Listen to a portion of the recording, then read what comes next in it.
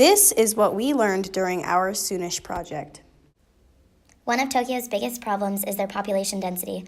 Their booming economy pulls more and more people in, which just deteriorizes their society even more. With over 13 million people, they jeopardize their supplies, such as fresh water and fossil fuels. Tokyo's issue of overpopulation has created a higher demand for cars, only increasing greenhouse gas emissions and the release of harmful chemicals into the air.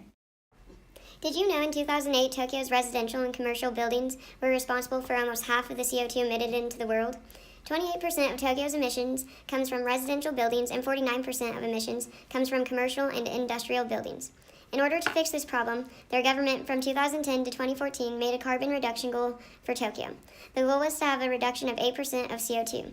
When 2014 came around, Tokyo had not reached, but went beyond their goal of 22% CO2 reduction.